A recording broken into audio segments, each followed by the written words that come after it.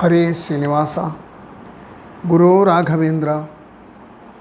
ನನ್ನ ಆತ್ಮೀಯ ಅಧ್ಯಾತ್ಮ ಬಂಧುಗಳಾದ ಎಲ್ಲ ದಾಸಸಾಹಿತ್ಯ ಪ್ರೇಮಿಗಳಿಗೆ ಅನಂತ ಶಿರಸಾಷ್ಟಾಂಗ ಪ್ರಣಾಮಗಳು. ಇಲ್ಲಿಯವರೆಗೆ ಶ್ರೀರಮಣಿ ಕರಕಮಲ ಪೂಜಿತ ಚಾರು ಚರಣ ಸರೋಜ ಅಂತಕ್ಕಂಥ ನರಸಿಂಹ ಸ್ತೋತ್ರಾತ್ಮಕವಾದ ಮೊದಲನೇ ಪದ್ಯದ ಬಗ್ಗೆ ಅನೇಕ ವ್ಯಾಖ್ಯಾನಕಾರರ ಅಭಿಪ್ರಾಯಗಳನ್ನೆಲ್ಲ ತಿಳಿಸ್ತಾ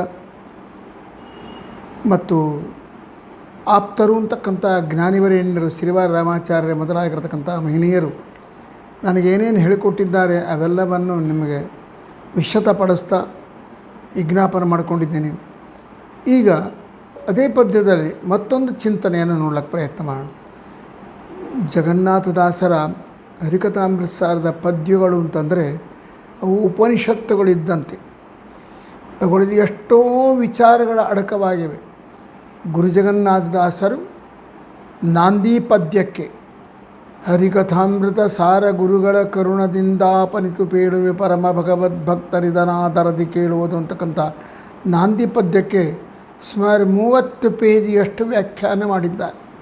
ಅಷ್ಟು ವಿಶದವಾಗಿ ಮಾಡಿದ್ದಾರೆ. ಪದ್ಮನಾಭದಾಸರು ಅವರೊಬ್ಬ ಮಹಾನುಭಾವರು. ಅವರು ಶ್ರೀರಮಣಿ ಕರಕಮಲ ಪೂಜಿತ ಚಾರು ಚರಣ ಅಂತಕ್ಕಂಥ ಅದಕ್ಕೆ ಸುಮಾರು ಒಂದು 8-10 ಪೇಜಿ ವ್ಯಾಖ್ಯಾನ ಮಾಡಿದ್ದಾರೆ. ಅದು ಅವರವರ ಜ್ಞಾನ, ಅವರವರ ಮೇಲೆ ಭಗವಂತನ ಅನುಗ್ರಹ. ಭಿನ್ನ ಭಿನ್ನ ಮತಿ. ಒಬ್ಬೊಬ್ಬರಿಗೆ ಭಗವಂತ ಒಂದೊಂದು ರೀತಿಯ ಪ್ರೇರಣೆ ಮಾಡ್ತಾನೆ. ಆ ಪ್ರೇರಣೆ ಮಾಡ್ತಾನೆ ಅಂತಂದರೆ ಆ ಶಕ್ತಿ ಎಲ್ಲಿರ್ತದೆ? ಆ ದಾಸರ ಬಾಯಿಯಿಂದ ಹೊರಟ ಮಾತುಗಳಲ್ಲಿರ್ತಾರೆ. ಅದ ಕಾರಣ ಭಾರವಿ, ದೊಡ್ಡ ಕವಿ ಭಾರವಿ ಅಂತಕ್ಕಂಥ ವ್ಯಕ್ತಿ ತನ್ನ ಉತ್ತರಾಚರಿತದಲ್ಲಿ ಒಂದು ಮಾತು ಹೇಳ್ತಾನೆ, ಋಷೀಣಾಂ ಪುನರಾದ್ಯಾನಾಂ ವಾಚಮರ್ಥೋನುಧಾವತಿ ಅಂಥೇಳಿ. ನಾವು ಮಾತಾಡ್ತೀವಿ. ನಾವು ಮಾತಾಡುವಾಗ ಮೊದಲೇ ಆಲೋಚನೆ ಮಾಡ್ತೀವಿ. ನಾನು ಇದು ಹೇಳಬೇಕು ಅಂತ ಅಂದುಕೊಂಡು ಅದಕ್ಕೆ ತಕ್ಕಂತೆ ನಾವು ಮಾತಾಡ್ತೀವಿ. ಜ್ಞಾನಿಗಳೇನಿರ್ತಾರಲ್ಲ ಅವ್ರ ಬಾಯಿಂದ ಮಾತು ಬರ್ತಾ ಇರ್ತಾವಂತೆ. ಬಂದರೆ ನಮ್ಮ ಬಾಯಿಂದ ಮಾತು ಬರ್ತವೆ. ಆ ಮಾತು ಹೇಗೆ ಬರ್ತಾವೆ ಅಂದರೆ ಅರ್ಥವನ್ನು ಅನುಸರಿಸಿಕೊಂಡು ನಾನು ಏನು ಹೇಳಬೇಕು ಅಂದುಕೊಂಡಿದ್ದೀನೋ ಅದಕ್ಕೆ ತಕ್ಕಂಥ ಶಬ್ದಗಳು, ಅದಕ್ಕೆ ತಕ್ಕಂತೆ ವಾಕ್ಯಗಳು ಬರ್ತವೆ. ಜ್ಞಾನಿಗಳು ಹಾಗಲ್ಲ. ಅವರು ಭಗವಂತನ ಸ್ಮರಣೆ ಮಾಡ್ತಾ ಬಾಯಿಂದ ಉಚ್ಚಾರ ಮಾಡ್ತಾರೆ ಶಬ್ದಗಳು. ಅವರು ಆಡಿದ ಶಬ್ದಗಳನ್ನು, ವಾಕ್ಯಗಳನ್ನು ಅರ್ಥಗಳ ಅನುಸರಿಸ್ತಾವಂತ. ಅಂದರೆ ಅರ್ಥ ಇಷ್ಟೇ, ಅವರು ಆಲೋಚನೆ ಮಾಡಿ ಹೇಳೋದಿಲ್ಲ. ಭಗವಂತನ ಸ್ಮರಣೆಯಲ್ಲಿ ಹೇಳ್ತಾರೆ. ಭಗವಂತೇ ಅವರ ಬಾಯಿಯಲ್ಲಿ ನಿಂತುಕೊಂಡು ನುಡಿಸಿ ಅನೇಕ ಅರ್ಥಗಳನ್ನು ತಿಳಿಸ್ತಾನೆ. ಅವರವರ ಯೋಗ್ಯತೆಗೆ ತಕ್ಕಂತೆ ಅವರವರಿಂದ ಎಷ್ಟೆಷ್ಟು ಸಾಧನ ಮಾಡಿಸ್ಬೇಕೋ ಆ ರೀತಿ ನುಡಿಸ್ತಾ ಇರ್ತಾನೆ. ಕಾರಣ ಹರಿಕಥಾಮೃತಸಾರ ಅಂತಕ್ಕಂಥ ಏನು ಗ್ರಂಥ ಇದೆ, ಇದಕ್ಕೆ ಇಷ್ಟೇ ಅರ್ಥ, ಇದಕ್ಕಿಷ್ಟೇ ಶ್ಲೋಕ. ಸದ್ಯಕ್ಕೆ ನಮಗೆ ಹೊಳೆದಿದ್ದು ಅಂತ ಅಂದ್ಕೋಬೇಕು. ಅಷ್ಟೇ ಹೊರತಾಗಿ ಭಗವಂತ ನಮ್ಮಲ್ಲಿ ನಿಂತ್ಕೊಂಡು ಇದನ್ನು ನುಡಿಸಿದ್ದಾನೆ ಅಂದ್ಕೋಬೇಕು. ಇನ್ನೂ ಎಷ್ಟು ಅರ್ಥಗಳವೋ, ಇನ್ನೂ ಎಷ್ಟು ಚಿಂತನೆ ಮಾಡಲಿಕ್ಕೆ ಸಾಧ್ಯ ಆಗ್ತದೋ ಗೊತ್ತಿಲ್ಲ. ಅನಂತಾವೈ ವೇದ, ವೇದಗಳಿಗೆ 3 ಅರ್ಥ ಅಂತೆ, ಭಾರತಕ್ಕೆ 10 ಅರ್ಥ ಅಂತೆ. ಅದರಲ್ಲಿರುವ ವಿಷ್ಣು ಸಹಸ್ರನಾಮ ಅದಲ್ಲ, ಆ ಒಂದೊಂದು ಶಬ್ದಕ್ಕೆ 100 ಅರ್ಥ ಅಂತ ಆಚಾರ್ಯರೇ ಹೇಳ್ತಾರೆ. ಅದ ಕಾರಣ ಜ್ಞಾನಿಗಳ ಬಾಯಿಯಿಂದ, ಭಾಗವತೋತ್ತಮರ ಬಾಯಿಯಿಂದ, ಭಗವಂತನ ಭಕ್ತರ ಬಾಯಿಯಿಂದ ಏನು ಶಬ್ದಗಳು ಬರ್ತಾವೆ, ಏನು ವಾಕ್ಯಗಳು ಬರ್ತಾವೆ, ಅವುಗಳಿಗೆ ಮಿತಿಯಾದ ಅಂತ ಹೇಳಬಾರ್ದು. ಅದು ಬರ್ತಾ ಇರ್ತದೆ. ನಮ್ಮ ಯೋಗ್ಯತೆಗೆ ತಕ್ಕಂತೆ ಭಗವಂತ ತಿಳಿಸಿಕೊಡ್ತಾನೆ, ನುಡಿಸ್ತಾನೆ.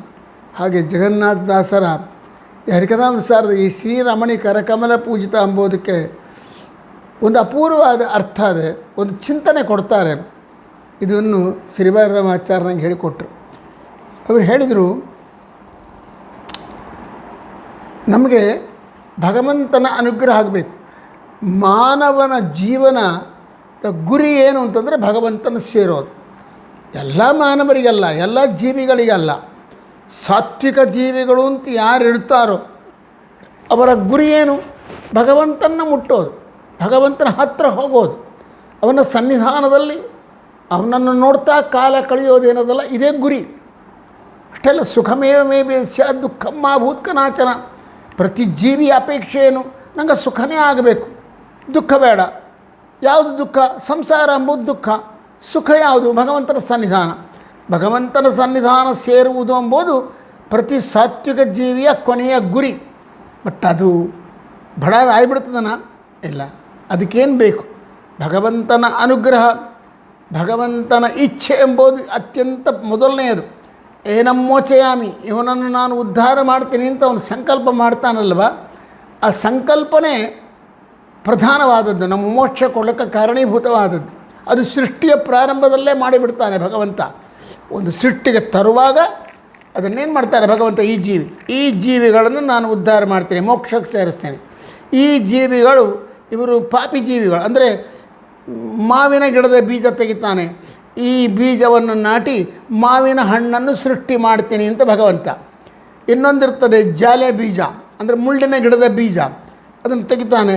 ಇದು ಮುಳ್ಳಿನ ಗಿಡದ ಬೀಜ, ಇದನ್ನು ನಾಟಿ ಮುಳ್ಳನ್ನು ಉಂಟು ಮಾಡ್ತೀನಿ ಅಂತ. ಅಷ್ಟೇ ಅವನ ಸಂಕಲ್ಪ. ಅದು ಪ್ರಾರಂಭದಲ್ಲೇ ಅದರ ಪ್ರಕಾರ ಆಗ್ತಿರ್ತದೆ, ಅದಕ್ಕೆ ತಕ್ಕಂತೆ ಆಗ್ತದೆ. ಬಂಗಾರವನ್ನು ನಾವು ತಂದು ಕೊಡ್ತೀವಿ ಅಕ್ಕಸಾಲಿಗನಿಗೆ, ಅಪ್ಪ ನನಗೊಂದು ನಕ್ಲೇಸ್ ಮಾಡಿಕೊಡು ಅಂತಾನೆ. ಅವನು ಆ ಬಂಗಾರ ಅವನ ಕೈ ಕೊಟ್ಕೊಂಡು ನಕ್ಲೇಸ್ ಮಾಡಿ ಕೊಡೋದಲ್ಲ, ಆಗಲೇ ಕೊಡೋದಲ್ಲ, ಅದು ಸಾಧ್ಯನೇ ಇಲ್ಲ. ಅದನ್ನು ಅವನೇನು ಮಾಡ್ತಾನೆ? ಪುಟಕ್ಕೆ ಹಾಕ್ತಾನೆ, ಶುದ್ಧವಾದ ಬಂಗಾರ ತೆಗಿತಾನೆ, ಅದಕ್ಕೊಂದು ಮುದ್ದೆಯನ್ನಾಗಿ ಮಾಡ್ತಾನೆ. ಆ ಮುದ್ದೆಯನ್ನಾಗಿ ಮಾಡಿದ ಮೇಲೆ ಅದರ ವಿಭಾಗಗಳು ಮಾಡ್ತಾನೆ, ಅದನ್ನು ಬಹಳಷ್ಟು ಸುತ್ತಿಗೆಯಿಂದ ಹೊಡಿತಾನೆ. ಹೊಡೆದು ಒಂದು ಆಕಾರ ತಂದು ಕೊನೆಗೆ ಅದನ್ನು ನೆಕ್ಲೆಸ್ಸನ್ನಾಗಿ, ಒಂದು ಹಾರವನ್ನಾಗಿ ಮಾಡ್ತಾನೆ. ಹಾಗೆ ಭಗವಂತ ಒಂದು ಜೀವಿ ಮೋಕ್ಷಕ್ಕೆ ಹೋಗಲಿಕ್ಕೆ ಅರ್ಹನಾದವನು, ತನ್ನ ಸನ್ನಿಧಾನಕ್ಕೆ ಬರಲಿಕ್ಕೆ ಅರ್ಹನಾದವನನ್ನು ಇವನು ನನ್ನ ಹತ್ರ ಬರ್ಲಿಕ್ಕೆ ಅರ್ಹ ಅಂತೇಳಿ ಸಿಟ್ಟಿಗೆ ತಂದು ಕೂಡಲೇ ಪುಟಕತ್ತು ಕರ್ಕೊಂಡೋಗಿ ತನ್ನ ಹತ್ರ ಕುಡಿಸ್ಕೊಂಬೋದಲ್ಲ. ಮತ್ತೇನು ಮಾಡ್ತಾನೆ? ಅವನಿಗೆಲ್ಲ ತರಹದ ಅಭ್ಯಾಸಗಳನ್ನು ಮಾಡಿಸ್ತಾನೆ, ಕಷ್ಟಗಳನ್ನು ಕೊಡ್ತಾನೆ.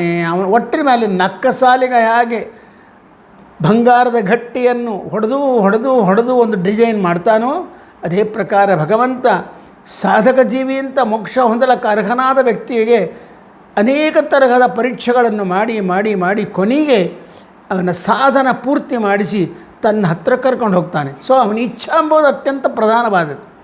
ಅದರ ನಂತರದಲ್ಲಿ ಜ್ಞಾನ ಬೇಕು, ಭಗವದ್ವಿಷಿಕವಾದ ದಿವ್ಯ ಜ್ಞಾನ ಬರಬೇಕು. ಆ ಜ್ಞಾನ ಬಂದ ಮೇಲೆ ಏನಾಗ್ತದೋ ಗೊತ್ತಾ? ಜ್ಞಾನ ಬರ್ತಾ ಇರುವಂತೆ ಅದರಿಂದ ವೈರಾಗ್ಯ, ಅಂದರೆ ಜ್ಞಾನ ಅಂದರೆ ಎರಡು ತರಹದ ಜ್ಞಾನ ಅದ. ಒಂದು ಅಹಂಕಾರವನ್ನು ತಂದು ಕೊಡ್ತಕ್ಕಂಥ ಜ್ಞಾನ, ಇನ್ನೊಂದು ಭಗವಂತನ ಚಿಂತನೆಯನ್ನು ತಂದು ಕೊಡ್ತಕ್ಕಂಥ ಜ್ಞಾನ. ಆ ಭಗವಂತನ ಚಿಂತನೆಯನ್ನೇ ತಂದುಕೊಟ್ಟು ಅದರಲ್ಲಿ ಮೈ ಮರಿತಕ್ಕಂಥ ಸ್ಥಿತಿಯನ್ನು ತಂದು ಕೊಡ್ತಕ್ಕಂಥ ಜ್ಞಾನ ಏನದಲ್ಲ, ಅದು ಅಪೂರ್ವವಾದದ್ದು. ಅದು ಅಷ್ಟು ಸುಲಭ ಅಲ್ಲ ಬರೋದು. ಸಹಜವಾಗಿ ಜ್ಞಾನ ಬಂತು ಅಂದರೆ ಅಹಂಕಾರ ಬಂದುಬಿಡ್ತದೆ, ಬಂಧಕವಾಗ್ತದೆ. ಆದರೆ ಎಲ್ಲರಿಗೂ ಹಾಗಾಗುವುದಿಲ್ಲ. ಕೆಲವರಿಗೆ ಆ ರೀತಿ ಆದರೆ ಕೆಲವರಿಗೆ ನಿಜವಾದ ಜ್ಞಾನ ಬರ್ತಾರೆ. ಅದರಿಂದ ಅಹಂಕಾರ ಕಿಂಚನ್ ಮಾತ್ರವೂ ಬರೋದಿಲ್ಲ, ಆನಂದಮಯವಾದ ಜೀವನ ಕಳೀತಾ ಇರ್ತಾನಂತೆ. ಇದಕ್ಕೆ ನಮ್ಮವರೆಲ್ಲರೂ ಕೂಡ ಒಂದು ಅದು ಒಂದು ಸಾಲ ಆಗೋದಿಲ್ಲ, ಮತ್ತೆ ಮತ್ತೆ ಮತ್ತೆ ಮತ್ತೆ ಮತ್ತೆ ಓದ್ತಾ ಇರಬೇಕು. ಭಗವಂತನ ವಿಷಯಗಳನ್ನು ಮತ್ತೆ ಚರ್ಚೆ ಮಾಡ್ತಾ ಇದ್ದರೆ ಕೊನೆಗೆ ಆನಂದಮಯವಾಗಿರತಕ್ಕಂಥ ಜ್ಞಾನ ಬರ್ತದೆ ನಮಗೆ. ಮೊಟ್ಟಮೊದಲಿಗೆ ಬಂದುಬಿಡೋದಿಲ್ಲ. ಅದಕ್ಕೊಂದು ಕಥೆ ಹೇಳ್ತಾರೆ, ಎಷ್ಟು ಸುಂದರವಾದ ಕಥೆ ಹೇಳ್ತಾರೆ ಅಂದರೆ, ಒಬ್ಬ ಗೃಹಸ್ಥ ಇದ್ದ, ದೇಶಾರಿದ್ರಂತೆ. ಅವರಿಗೆ ಒಬ್ಬ ತಾಯಿ ಇದ್ಲು. ಆ ತಾಯಿಗೆ ಭಾಗವತ ಕೇಳಬೇಕು ಅಂತ ಬಹಳ ಅಪೇಕ್ಷೆ. ಮುದುಕಿ ಮಗನ್ನ ಕೇಳಿದ್ಲು, ಏನಪ್ಪ ಅವ್ರು ಯಾರು ಆಚಾರ್ಯ ಇದ್ದಾರಂತಲ್ಲ, ನಾರಾಯಣಾಚಾರ್ಯರು ಅಂತ ಹೇಳಿ ಭಾಳ ಅದ್ಭುತವಾಗಿ ಭಾಗವತ ಹೇಳ್ತಾರಂತ ಕೇಳಿನಪ್ಪ, ಅವ್ರನ್ನ ಕರೆಸು, ಅವ್ರ ಕಡೆಯಿಂದ ಭಾಗವತ ಹೇಳಿಸು, ನಾನು ಕೇಳಿ ಆನಂದ ಪಡ್ತೇನೆ ಅಂತಂತಾಳೆ. ದೇವರು ದುಡ್ಡು ಕೊಟ್ಟಿರ್ತಾನೆ ಆ ದೇಶಾರಿಗೆ. ಅಮ್ಮನ ಅಪೇಕ್ಷೆಯಂತೆ ನಾರಾಯಣಾಚಾರ್ಯರನ್ನು ಊರಿಗೆ ಕರೆಸ್ತಾನೆ. ಅವರಿಗೆಲ್ಲ ಸೌಕರ್ಯ ಮಾಡಿಕೊಡ್ತಾನೆ. ಆಚಾರ್ಯರು 7 ದಿವಸಗಳ ಕಾಲ ಭಾಗವತ ಪ್ರವಚನ ಮಾಡ್ತಾರೆ. ಮಾಡಿ ಆದಮೇಲೆ ಊರಿಗೆ ಹೋಗೋ ದಿವಸ ಆಚಾರ್ಯರಿಗೆ ಸಂಭಾವನಾದಿಗಳನ್ನು ದಂಡಿಯಾಗಿ ಕೊಡ್ತಾನೆ. ಆಚಾರ್ಯರು ದೇಶಾರನ್ನ ಕೇಳ್ತಾರೆ, ದೇಶಾರೇ ಚೆನ್ನಾಗಿತ್ತ ಭಾಗವತ ನಾ ಹೇಳಿದ್ದು ಅಂತಂತಾರೆ. ದೇಶಾರು ಹೇಳ್ತಾರೆ, ಪರವಾಗಿಲ್ಲ ಅಂತಂತಾರೆ. ಅವ್ರು ಏನು ಮಾತಾಡೋದಿಲ್ಲ. ಅವ್ರು ಬೇಯಿಸಿತ್ತು ಬೇಯಿಸಿಲ್ಲ ಅಂತ ಹೇಳಿದ್ರೆ, ಪರವಾಗಿಲ್ಲ ರೀ ಆಚಾರ್ಯ ಚೆನ್ನಾಗಿತ್ತು ಅಂದ್ಬಿಡ್ತಾನೆ. ಆಗ ಆಚಾರ್ಯಗೆ ಏನಪ್ಪ ಇದು ಹೀಗೆ ಅಂದ್ಬಿಟ್ನಲ್ಲ, ಚೆನ್ನಾಗಿತ್ತು ಇಷ್ಟೇ ಅಂದಲ್ಲ, ಭಾರಿ ಭಾರಿ ಭಾರಿ ಅಲ್ಲಿಲ್ಲಲ್ಲ. ಆದರೆ ಆ ತಾಯಿ ಅಂತಾಳೆ, ಏನೋ ಎಷ್ಟು ಚೆನ್ನಾಗಿ ಹೇಳಿದರು ಭಾಗವತ ಅವರು 7 ದಿವಸ, ನಾನಂತೂ ಮೈ ಮರ್ತುಬಿಟ್ಟಿದ್ದೆ, ನೀನೇನು ಪರವಾಗಿಲ್ಲ ಅಂತ ಅಂದ್ಬಿಟ್ಟೆ ಅಲ್ಲ. ಅವ್ರನ್ನ ಹೊಗಳ್ಬೇಕಪ್ಪ ಸ್ವಲ್ಪ. ಇಲ್ಲಮ್ಮ ಆಯಿತು ಅಷ್ಟೇ, ನಂಗೆ ಗೊತ್ತಿದ್ದು ಅಷ್ಟೇ ಅಂತ. ಮತ್ತು 2ನೇ ವರ್ಷ ತಾಯಿ ಅಪೇಕ್ಷೆ ಅಂತ ಅದೇ ಆಚಾರ್ಯನ ಕರೆಸ್ತಾನೆ. ಆಚಾರ್ಯರು ಇನ್ನೂ ಸ್ಟಡಿ ಮಾಡ್ಕೊಂಬರ್ತಾರೆ ಭಾಗವತವನ್ನು. ಯಾಕಂದರೆ ಆ ದೇಶಾಯಿ ಭಾಳ ಸಂಭಾವನೆ ಚೆನ್ನಾಗಿ ಕೊಡ್ತಾ ಇರ್ತಾನೆ. ಅದು ಕಾರಣ ಆ ದೇಶಾಯಿ ಮನಸ್ಸು ಇನ್ನೂ ಆನಂದ ಪಡಬೇಕು, ನಂಗೆ ಇನ್ನಿಷ್ಟು ಸಂಭಾವನೆ ಬರಬೇಕು, ನನ್ನನ್ನು ಮೆಚ್ಚೋಬೇಕು ಅಂಥೇಳಿ ಬಹಳ ಅಧ್ಯಯನ ಮಾಡಿ ಬರ್ತಾನೆ, ಎಲ್ಲ ವ್ಯಾಖ್ಯಾನಗಳು ನೋಡಿಕೊಂಡು. ಈ 2ನೇ ಸಾಲ ಬಂದಾಗ ಇನ್ನೂ ಅಪೂರ್ವವಾದ ರೀತಿಯಲ್ಲಿ 7 ದಿವಸ ಪ್ರವಚನ ಮಾಡ್ತಾರೆ. ಸಾವಿರ ಜನ ಕೂತ್ಕೊಂಡು ಕೇಳಿ ಮೈ ಮರೆತು ಬಿಡ್ತಾರೆ. ಎಲ್ಲ ಪುರಾಣದ ಪ್ರವಚನ ಮುಗಿದ ಮೇಲೆ 7 ದಿವಸ ಆದಮೇಲೆ ಯಥಾ ಪ್ರಕಾರ ಗೃಹಸ್ಥ ದೇಶಾಯರು ಆ ಆಚಾರ್ಯರಿಗೆ ಸನ್ಮಾನ ಮಾಡ್ತಾನೆ. ಅದ್ಭುತವಾದ ರೀತಿಯಲ್ಲಿ ಸಂಭಾರ ದಂಡಿಯಾಗಿ ಕೊಡ್ತಾನೆ. ಹೋದ ವರ್ಷ 10,000 ರೂಪಾಯಿ ಕೊಟ್ಟಿದ್ರೆ ಈ ಸಾರಿ 20,000 ರೂಪಾಯಿ ಕೊಡ್ತಾನೆ. ಗೃಹಸ್ಥ ಆಚಾರ್ಯರು ಹೇಳ್ತಾರೆ, ದೇಶಾಯರೇ ಈ ಸಾರ್ತಿ ನಿಮ್ಗೆ ಆನಂದ ಆಯಿತಾ, ನಾನು ಪುರಾಣ ಬೇಯಿಸುತ್ತಾ, ಪರವಾಗಿಲ್ಲ ರೀ ಅಂತಂತಾನೆ. ಮತ್ತೆ ಅದೇ ಮಾತು ಹೇಳ್ತಾನೆ ಹೊರತಾಗಿ ಹೋದ ಸಾಲಕ್ಕಿಂತ ಚೆನ್ನಾಗಿತ್ತು ಅಂತ ಅನ್ನಲಿಲ್ಲ. ಪರವಾಗಿಲ್ಲ ಅದು ಅಂದ್ಬಿಡ್ತಾರೆ. ಆಗ ತಾಯಿ ಬಹಳ ಬೈದು ಬಿಡ್ತಾಳೆ ಆಕೆ ಮಗನ್ನ, ಏನು ಎಷ್ಟು ಸುಂದರ ಹೋದ ಸಾಲಕ್ಕಿಂತ ಈ ಸಾತಿ ಎಷ್ಟು ಅಪೂರ್ವವಾದ ವಿಷಯಗಳು ಹೇಳಿದ್ರು, ಅವ್ರನ್ನ ಹಾಗೆ ಹೇಳ್ತೀಯಲ್ಲ ನೀನು ಅಂತಂದು. ಇಲ್ಲಮ್ಮ ನಿಂಗೆ ಸುಂದರ ನಿಂಗೆ ಗೊತ್ತಿಲ್ಲ ಅಂತಂತ. ಆಮೇಲೆ 3ನೇ ವರ್ಷ ಹೇಳಿ ಕಳಿಸ್ಬೇಕು ಅಂತ ಹೇಳ್ತಾರೆ. ಆಚಾರ್ಯರು ಬರೋದಿಲ್ಲ ಪುರಾಣಕ್ಕೆ ಹೇಳಕ್ಕೆ. ಆಗ ತಾಯಿ ಅಂತ ಬೈತಾಳೆ ಮಗನ, ನೋಡಿದ್ಯಾ ನೀನು ಹೋದ ಸಾಲ 2 ಸಾಲ ಕೂಡ ಪರವಾಗಿಲ್ಲ ಅಂದ್ಬಿಟ್ಟು ಆಚಾರ್ಯರ ಮನಸ್ಸಿಗೆ ನೋವಾಗಿದೆ, ಆದ ಕಾರಣ ಅವರು ಬರ್ತಾ ಇಲ್ಲ ಪುರಾಣಕ್ಕೆ ಬರೋದಲ್ಲ, ನನ್ನ ಹಣೆ ಬಾರ ನಿನ್ನಿಂದ ಹಾಳಾಯ್ತು. ಇಲ್ಲಮ್ಮ ಈಗ ಆಚಾರ ನಮ್ಮಲ್ಲಿ ಬರೋದಿಲ್ಲ, ಈಗ ನಾವೇ ಆಚಾರ ಹತ್ರ ಹೋಗಬೇಕು, ನೋಡ ನಡಿ ಅಂತ ಅಮ್ಮನ ಕರ್ಕೊಂಡು ಕಾರಿನಲ್ಲಿ ಆಚಾರ್ಯರ ಮನೆಗೆ ಬರ್ತಾರೆ. ಆಚಾರ್ಯರ ಮನೆ ಮುಂದೆ ಕಾರಿನಿಂದ ಆಚಾರ್ಯರ ಮನೆ ಒಳಗೆ ಹೋಗ್ತಾನೆ. ಆಚಾರ್ಯರು ದೇಶಾಯರು ಬಂದಿದ್ದನ್ನು, ಅವರ ತಾಯಿ ಬಂದದ್ದನ್ನು ಗಮನಿಸೋದಲ್ಲ. ಅವರೆಲ್ಲಿ ಕೂತ್ಕೊಂಡಿರ್ತಾರೆ, ಒಂದು ಹಾಲಲ್ಲಿ ಕೂತ್ಕೊಂಡು ಭಾಗವತ ಮುಂದೆ ಇಟ್ಕೊಂಡಿರ್ತಾರೆ, ಭಾಗವತ ಓದ್ತಾ ಇರ್ತಾರೆ. ಆನಂದ ಮತ್ತು ಪರಮಾನಂದ, ಕಣ್ಣಿಂದ ಆನಂದಾಶ್ರು ಅವರು ಸುರಿತಾ ಇರ್ತವೆ. ಯಾರು ಬಂದಾರೆ ಯಾರು ಹೋದಾರೆ ಅಂದರೆ ಅಷ್ಟು ಭಾಗವತದ ಕಥಾಮೃತದಲ್ಲಿ ತಲ್ಲೀನರಾಗಿಬಿಟ್ಟಿರ್ತಾರೆ. ಸ್ವಲ್ಪ ಹೊತ್ತಾದಮೇಲೆ ಎದ್ದು ನೋಡ್ತಾರೆ, ಎದುರಿಗೆ ಸಾಕ್ಷಾತ್ ದೇಶಾಯರು ನಿಂತ್ಕೊಳ್ತಾರೆ. ಆಚಾರ್ಯರು ಎದ್ದು ದೇಶಾಯರಿಗೆ ನಮಸ್ಕಾರ ಮಾಡ್ತಾರೆ. ಆಗ ತಾಯಿ ಮಗ ಇಬ್ಬರು ಕೂಡ, ಸ್ವಾಮಿ ಆಚಾರ್ಯ ನೀವು ದೊಡ್ಡವರು, ನಮ್ಗೆ ನಮಸ್ಕಾರ. ಇಲ್ಲಮ್ಮ ನಿನ್ನ ಮಗನಿಂದ ನನ್ನ ಕಣ್ಣು ತೆಗೀತು, ಭಾಗವತನ ನಾನು ಹೊಟ್ಟೆಗಾಗಿ ಗೇಣು ಬಟ್ಟೆಗಾಗಿ ಏನೋ 4 ಮಂದಿನ ಹೊಗಳಿಸ್ಕೋಬೇಕು ಅಂತ ಹೇಳ್ತಾ ಇದ್ದೆ. ಆ ಪುಣ್ಯಾತ್ಮ ಬೇಷದ ಅಂದಿದ್ರೆ ಏನಾಗ್ತಿತ್ತು ಗೊತ್ತಿಲ್ಲ, ಅಯ್ಯೋ ತಂದಿದ್ದಕ್ಕೋಸ್ಕರ ನಾನು ಬಹಳ ಡೀಪಾಗಿ ಸ್ಟಡಿ ಮಾಡ್ತಾ ಹೋದೆ. ಸ್ಟಡಿ ಹೋದಾಗೆಲ್ಲ ಅದರದ ಆನಂದದ ಅನುಭೂತಿ ಆಯಿತು. ಭಾಗವತ ಜನ್ಮ ಸನ್ಯತೆಗೆ ಕಾರಣೀಭೂತವಾದದ್ದು, ನಮ್ಮ ಸಾಧನವನ್ನು ಹೆಗ್ಗೊಳಿಸ್ತಕ್ಕಂಥದ್ದು, ಭಗವಂತನ ಹತ್ತಿರ ಕರ್ಕೊಂಡು ಹೋಗ್ತಕ್ಕಂಥದ್ದು, ಇನ್ನೊಬ್ಬರ ಮೆಚ್ಚುಗೆಗೆ ಹೇಳ್ತಕ್ಕಂಥದ್ದಲ್ಲ ಅಂತ ಈಗ ಅರಿವಾಯ್ತಮ್ಮ, ನನ್ನ ಜನ್ಮ ಧನ್ಯ ಆಯಿತು ಅಂತ ಹೇಳ್ತಾರೆ. ಹಾಗೆ ದೊಡ್ಡ ಗ್ರಂಥಗಳು, ಭಾಗವತ, ಭಾರತ, ಬ್ರಹ್ಮಸೂತ್ರಾದಿ ಭಾಷ್ಯಗಳು, ಆಚಾರ್ಯ ಮಧ್ವರ ಭಾಷ್ಯಗಳು, ಟೀಕಾಕೃತರಾದರೆ ಮೊದಲಾಗಿರತಕ್ಕಂಥ ಜ್ಞಾನಿವರೇಣ್ಯರ ಟೀಕಾ ಟಿಪ್ಪಣಿಗಳು ಮತ್ತು ಹರಿದಾಸರ ಕೀರ್ತನೆಗಳವಲ್ಲ, ಅವು ಏಕಾಂತದಲ್ಲಿ ಕೂತ್ಕೊಂಡು ಆನಂದ ಅನುಭವಿಸ್ಬೇಕು. ನೋಡಿದ ಹಾಗೆಲ್ಲ ಆನಂದ ಆಗ್ತಾ ಇರ್ತದೆ. ನಮ್ಮ ನೆಲ್ಲಿಕಾಯಿ ಅಂತ ಇರ್ತದೆ ನೋಡಿರಿ, ಅದನ್ನು ಬಾಯಿಗೆ ಹಾಕ್ಕೊಂಡಾಗ ಒಂಥರ ಇರ್ತದೆ, ಸ್ವಲ್ಪ ಕಟುವಾಗಿರ್ತದೆ. ಅದು ಜಗಿತಾ ಹೋದಾಗೆಲ್ಲ ಸಿಹಿ ಬರ್ತದೆ ಅದರಲ್ಲಿ. ಹಾಗೆ ಈ ಜ್ಞಾನಿವರೇಣ್ಯರು ಮಾಡಿರ್ತಕ್ಕಂಥ ಗ್ರಂಥಗಳೇನಿರ್ತಾವಲ್ಲ, ಅವು ಅನೇಕ ತತ್ವ ರಹಸ್ಯಗಳಿಂದ ಕೂಡಿಕೊಂಡಿರ್ತವೆ. ನಾವು ವಿಚಿತ್ರವಾದ ಆನಂದ, ಅದರ ಜ್ಞಾನ ಹೆಚ್ಚಾದಾಗೆಲ್ಲ ಆನಂದದ ಅನುಭೂತಿ ಹೆಚ್ಚಾಗ್ತದೆ. ಹರಿಕಥಾಮೃತಸಾರನು ಅಂಥದ್ದು. ಇದರಿಂದ ದಿವ್ಯವಾದ ಜ್ಞಾನ ಬಂದುಬಿಡ್ತದೆ. ಅದರಲ್ಲಿ ಅಹಂಕಾರ ಅಪಹಂಕಾರ ನಿಜವಾದ ಜ್ಞಾನ ಬಂದುಬಿಡ್ತದೆ. ಆ ಜ್ಞಾನ ಬಂತು ಅಂದರೆ ಅದರಿಂದ ಆಟೋಮೆಟಿಕ್ಕಾಗಿ ಏನಾಯ್ತು ಗೊತ್ತಾ, ಅಬ್ಬಾ ಇಂಥ ಭಗವಂತನ, ಇಂಥವನ, ಇವನು ನಾನು ದಡ್ಡ ಮುಂಡೆ ಮಗ ಆದ್ನಲ್ಲ, ಇವನ ಉಪಾಸನೆಯನ್ನು ಬಿಟ್ಟು ಲೌಕಿಕವಾದ ಪ್ರಪಂಚವನ್ನು ಹಚ್ಚಿಕೊಂಡು ಕೂತ್ಕೊಂಡಿನಲ್ಲ, ಇದು ಬಂಧಕ ಎಂಬೋ ಜ್ಞಾನ ಬಂದು ಅದರ ಮೇಲೆ ವಿರಕ್ತಿ ಬರ್ತಾರೆ. ವಿಚಿತ್ರವಾದ ದಿವ್ಯವಾದ ಜ್ಞಾನ ಯಾವಾಗ ನಮ್ಮ ಮೇಲೆ ಭಗವಂತನ ಅನುಗ್ರಹದಿಂದ ಬಂತು ನಮ್ಮಲ್ಲಿ ಅಂತಂದರೆ, ತಕ್ಷಣದಲ್ಲಿ ಏನಾಗ್ತದೆ ಗೊತ್ತಾ, ಭಗವಂತನ ಕಡೆ ಮನಸ್ಸು ಹೋಗಿಬಿಡ್ತದೆ, ಪ್ರಾಪಂಚಿಕ ವಿಷಯಗಳ ಹತ್ರ ಮನಸ್ಸು ಬಿಟ್ಟುಬಿಡ್ತದೆ, ಅದನ್ನು ಬೇಡ ಅನ್ನಿಸ್ತು ಬಿಡ್ತದೆ. ಅದು ಯಾವಾಗ ಬಂದುಕೊಳ್ಳೆ ಭಗವಂತನ ವಿಚಿತ್ರವಾದ ಭಕ್ತಿಯ ಉತ್ಪನ್ನವಾಗ್ತಾರೆ. ಅದು ಉತ್ಪನ್ನವಾಗಬೇಕಾದ್ರೆ ಹರಿಕಥಾಮೃತ, ಈ ರೀತಿ ಉತ್ಪನ್ನವಾಗಬೇಕಾದ್ರೆ ಹರಿಕಥಾಮೃತ ಸಾರ ಕಾರಣ. ಅದು ಹೇಗೆ ಕಾರಣ ನೋಡಿರಿ, ಎಂಥ ಜ್ಞಾನ ತಂದು ಕೊಡ್ತೀವಿ. ಇಲ್ಲಿವರೆಗೆ ನಾವು ಹರಿಕಥಾಮೃತ ಸಾರದಿಂದ ಉಂಟಾಗತಕ್ಕಂಥ ಜ್ಞಾನವನ್ನೆಲ್ಲ ಚಿಂತನೆ ಮಾಡಿದ್ವಿ, ಭಗವನ್ ಮಹಿಮೆಯನ್ನೆಲ್ಲ ತಿಳ್ಕೊಂಡು. ಇನ್ನೊಂದು ಮಹಿಮೆ ತಿಳ್ಕೊಂತಾರೆ ಜಗನ್ನಾಥದಾಸ. ಈ ಚಿಕ್ಕದಾಗಿರ್ತಕ್ಕಂಥ ಈ ಪದ್ಯದಲ್ಲಿ ಭಾಮಿನಿ ಷಟ್ಪದಿಯಲ್ಲಿ ಇಡೀ ಸೃಷ್ಟಿ ಪ್ರಕರಣವನ್ನು ಹೇಳ್ತಾರೆ. ಬರೀ ಸೃಷ್ಟಿ ಪ್ರಕರಣ ಹೇಳೋದಲ್ಲ, ಸಣ್ಣ ಪದ್ಯ ಅಂದರೆ 101 ಅಕ್ಷರಗಳಿಂದ 51 ಒಂದು ಪಾದ, ಅರ್ಧ ಪಾದದಲ್ಲಿ 3 ಪಾದಗಳಲ್ಲಿ 51 ಅಕ್ಷರಗಳು, ಇನ್ನೊಂದು 3 ಪಾದಗಳಲ್ಲಿ 51, 102 ಅಕ್ಷರಗಳು. ಈ 102 ಅಕ್ಷರಗಳಲ್ಲಿ ಇಡೀ ಸೃಷ್ಟಿ ರಹಸ್ಯವನ್ನು ಹೇಳ್ತಾರೆ. ಬರೀ ಸೃಷ್ಟಿ ರಹಸ್ಯ ಅಲ್ಲ, ಆ ಸೃಷ್ಟಿ ರಹಸ್ಯದಲ್ಲಿ ಅಡಕವಾದ ಕೆಲವು ಅಪೂರ್ವವಾದ ವಿಷಯಗಳನ್ನು ಹೇಳ್ತಾರೆ. ಅಲ್ಲರಿ ಅಷ್ಟು ಸಣ್ಣದರಲ್ಲಿ ಹೇಗೆ ಹೇಳ್ತಾರೆ ಅದೇ ಮತ್ತದು ಜಗನ್ನಾಥದಾಸರ ಮೇಲೆ ಭಗವಂತ ಮಾಡಿದ ಅನುಗ್ರಹ. ಜಗನ್ನಾಥದಾಸರು ಹರಿಕಥಾಂಬ ಸಾರಿ ಬರೀಬೇಕು ಅಂತ ಕೂತ್ಕೊಂಡು ಕೊಳ್ಳೆ ನಕ್ಬಿಟ್ರಂತೆ. ಅವ್ರ ಕಣ್ಣಿಂದ ಆನಂದಾಸಗಳು ಬಂತಂತೆ.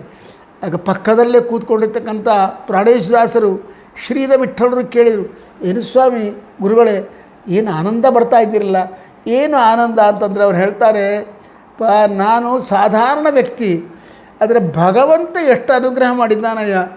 ಆ ಅಜಾದಿ ಭಗವದ್ರೂಪಗಳ ಮೇಲೆ ನಿಂತ್ಕೊಂಡಿದ್ದು ಕಾಣಿಸ್ತಾ ಇದ್ದಾವೆ ನನಗೆ. ಅವರು ನಾನು ಬರ್ತೀನಿ ಜಗನ್ನಾಥದಾಸ ನಿನ್ನ ಬಾಯಿಂದ, ನಾನು ಬರ್ತೀನಿ ಅಂತ ಒಬ್ಬರಿಗಿಂತ ಒಬ್ಬರು ಭಗವದ್ರೂಪಗಳೇ ನನ್ನ ಬಾಯಿಂದ ಹೊರಗೆ ಬರಲಿಕ್ಕೆ ರೆಡಿಯಾಗಿದ್ದಾವೆ. ಅಂದರೆ ಈ ಅಲ್ಪರ ಮೇಲೆ ಆ ಭಗವಂತನ ಕಾರುಣ್ಯ ಎಷ್ಟು ಅಂತ ಅರ್ಥ ಆಗ್ತದೆ. ಅವನ ಕಾರುಣ್ಯ ನಮ್ಮ ಊಹೆಗೆ ನಿಲುಕದೇ ಇರತಕ್ಕಂಥದ್ದು. ಅವನು ಅನುಗ್ರಹ ಮಾಡಬೇಕು ಅಂತ ಅದು ಸಂಕಲ್ಪ ಮಾಡಿದ ಅಂದರೆ ಅನುಗ್ರಹವನ್ನು ತಡ್ಕೊಳ್ಳೋಕೆ ನಮಗಾಗಲ್ಲ. ಅವನು ಕೊಡ್ತಕ್ಕಂಥ ಸಂಪತ್ತನ್ನು ನಾವು ಕೈಯಿಂದ ಹಿಡಿಲಾರಿವೆ. ಅವನು 4 ಕೈಗಳಿಂದ ಕೊಟ್ಟರೆ 2 ಕೈಗಳುಳ್ಳ ನಾವೇನು ತೊಗೊತೀವಿ. ಸಹಸ್ರ ಶೀರ್ಷ, ಸಾವಿರ ತಲೆಗಳುಳ್ಳವನು, ಜ್ಞಾನ ನಿಧಿಯಾದ ಭಗವಂತ ನಮಗೆ ತನ್ನ ಜ್ಞಾನ ಕೊಡಬೇಕು ಅಂತ ಅಂದ್ಕೊಂಡಾಗ ಈ ಅಲ್ಪವಾದ ಬುದ್ಧಿಯಿಂದ ಎಷ್ಟು ಜ್ಞಾನವನ್ನು ಸಂಪಾದನೆ ಮಾಡ್ಯೆವು, ಎಷ್ಟು ಜ್ಞಾನವನ್ನು ಹಿಡಿದೆವು. ಅದ ಕಾರಣ ನಂಗೆ ಆನಂದ ಆಗ್ಯದಯ್ಯ ಅಂತಂತಾರೆ. ಅದೇ ಪ್ರಕಾರ ಈ ಪದ್ಯದಲ್ಲಿ, ಚಿಕ್ಕ ಪದ್ಯದಲ್ಲಿ ಸೃಷ್ಟಿ ಪ್ರಕರಣ ಹೇಳ್ತಾರೆ ನೋಡ್ರಿ. ಹೇಗೆ ಹೇಳ್ತಾರೆ, ಸೃಷ್ಟಿ 3, ಒಂದು ಪ್ರಳಯ, ಮೊದಲು ಪ್ರಳಯ ಆದಮೇಲೆ ಸೃಷ್ಟಿ, ಮತ್ತೆ ಪ್ರಳಯ. ಇದು ರೌಂಡ್ ಆಗ್ತಾನೇ ಇರ್ತಾರೆ. ಪ್ರಳಯ, ಸೃಷ್ಟಿ, ಪ್ರಳಯ, ಮತ್ತೆ ಸೃಷ್ಟಿ, ಮತ್ತೆ ಪ್ರಳಯ. ಇದು ಚಕ್ರ ಹೀಗೆ ಹೋಗ್ತಾನೇ ಇರ್ತಾರೆ. ಮೊಟ್ಟ ಮೊದಲು ಪ್ರಳಯದ ಬಗ್ಗೆ ಹೇಳ್ತಾರೆ. ಪ್ರಳಯದಲ್ಲಿ ಯಾರಿರ್ತಾರೆ? ಕೇವಲ ಭಗವಂತ ಇರ್ತಾನೆ. ಅವನ ಸೇವೆಗಾಗಿ ಮೀಸಲಾದ ಜೀವನವುಳ್ಳ ನಮ್ಮಮ್ಮ ಜಗನ್ಮಾತೆ ಜಗದಂಬೆ ಲಕ್ಷ್ಮಿ ಇರ್ತಾಳೆ. ಇದು ಬಿಟ್ಟರೆ ಮತ್ತು ಯಾವ್ಯಾವ ಚೇತನ ಪ್ರಪಂಚ ಇರೋದಿಲ್ಲ, ಯಾವ ಅಚೇತನ ಪ್ರಪಂಚ ಇರೋದಿಲ್ಲ. ಭಾಳ ಸಾಲ ಹೇಳಿದ್ದೀನಿ, ಆಗಿರೋದೊಂದೇ ಕತ್ತಲು ವ್ಯಾಪಿಸಿ ಬಿಟ್ಟಿರ್ತದೆ ಎಲ್ಲ ಕಡೆ. ಗಾಢಾಂಧಕಾರ, ಅದು ಸಾಕ್ಷಾತ್ ದುರ್ಗಾದೇವಿ ಕತ್ತಲಿನ ರೂಪದಲ್ಲಿ ವ್ಯಾಪಿಸಿಬಿಟ್ಟಿರ್ತಾಳೆ. ನೀರಿನ ರೂಪದಲ್ಲಿ ನಮ್ಮಮ್ಮ ಜಗದಂಬೆ ವ್ಯಾಪಿಸಿಬಿಟ್ಟಿರ್ತಾಳೆ. ಭೂದೇವಿ ವಟಪತ್ರವಾಗಿರ್ತಾಳೆ.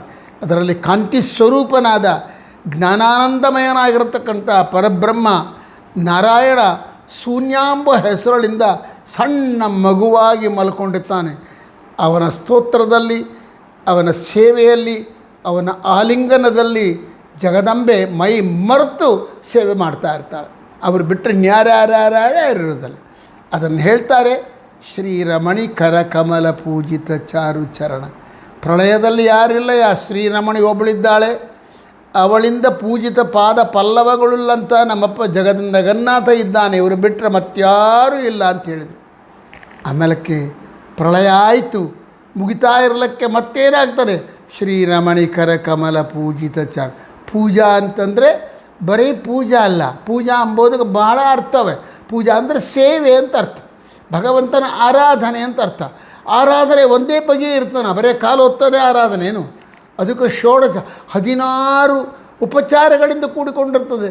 ಅದರಲ್ಲಿ ಸ್ತುತಿ ಅದೇ, ಅದರಲ್ಲಿ ಪ್ರಳಯ ಸ್ತೋತ್ರ ಅದೇ, ಅದರಲ್ಲಿ ಆತ್ಮಾರ್ಪಣೆ ಅದೇ, ಅದರಲ್ಲಿ ನಮಸ್ಕಾರ ಅದೇ, ಅದರಲ್ಲಿ ಪ್ರದಕ್ಷಿಣೆ ಅದೇ. ನಾವು ಅರ್ಘ್ಯ, ಪಾದ್ಯ, ಧ್ಯಾನ ಅಂತ ಹೇಳ್ತೀವಲ್ಲ, ಷೋಡಶೋಪಚಾರ ಪೂಜೆಗಳು. ಪಾದ್ಯಂ ಸಮರ್ಪಯಾಮಿ, ಅರ್ಘ್ಯಂ ಸಮರ್ಪಯಾಮಿ, ಧ್ಯಾನಂ ಸಮರ್ಪಯಾಮಿ, ವಸ್ತ್ರಂ ಸಮರ್ಪಯಾಮಿ, ಸ್ನಾನಂ ಸಮರ್ಪಯಾಮಿ ಅಂತ ಹೇಳ್ತೀವಲ್ಲ. ಹಾಗೆ ಲಾಸ್ಟಿಗೆ ಮೊದಲು ಮಧ್ಯದಲ್ಲಿ ಧ್ಯಾನ ಅದ, ಅದರಲ್ಲಿ ನಮಸ್ಕಾರ ಅದೇ, ಅದರಲ್ಲಿ ಸ್ತೋತ್ರ ಅದೇ. ಈ 3 ನಮ್ಮಮ್ಮ ಮಾಡ್ತಾ ಇದ್ದಾಳೆ. ಎಲ್ಲಿ? ಪೂಜಾ ಅಂಬೋದರಿಂದ ಆ ಭಗವಂತನ ಪಾದವನ್ನು ಸೇವನೆ ಮಾಡ್ತಾ ಪೂಜಾ ಮಾಡ್ತಾ ಶ್ರೀರಮಣಿ ಪೂಜಿತ ಚಾರು ಚರಣ. ಏನು ಆ ಪೂಜೆ ಆಗಿತ್ತು ನಮ್ಮಮ್ಮನ ಪೂಜಾ ಅಂತಂದರೆ? ಅದು ಸ್ತೋತ್ರ ರೂಪವಾಗಿ ಇತ್ತು, ಅದು ಧ್ಯಾನ ರೂಪವಾಗಿ ಇತ್ತು, ಅದು ನಮಸ್ಕಾರ ರೂಪವಾಗಿತ್ತು. ಆ ರೀತಿ ಮಾಡ್ತಾ ಇದ್ದಾಳೆ. ಅಂತ ಮಾಡ್ತಾ ಇರುವಾಗ ಅದು ಪ್ರಳಯ ಆದಮೇಲೆ ಸೃಷ್ಟಿಕ್ರಮ ಏನಂತ ಮಾಡ್ತಾ ಇದ್ದಾಳೆ, ಪ್ರಭೋ ಜಗನ್ನಾಥ, ನಿನ್ನ ಜಗತ್ತಿಗೆ ತಂದೆ, ಸೃಷ್ಟಿ ಸ್ಥಿತಿ ಲಯ ಕರ್ತೃವಾಗಿರ್ತಕ್ಕಂಥವನು ನೀನು, ಅಷ್ಟ ಕರ್ತೃತ್ವ ಉಳ್ಳವನು, ಎಲ್ಲರನ್ನು ಚೇತನ ಪ್ರಪಂಚವನ್ನು ನಿನ್ನ ಉದರದಲ್ಲಿಟ್ಟುಕೊಂಡಿಯಾ.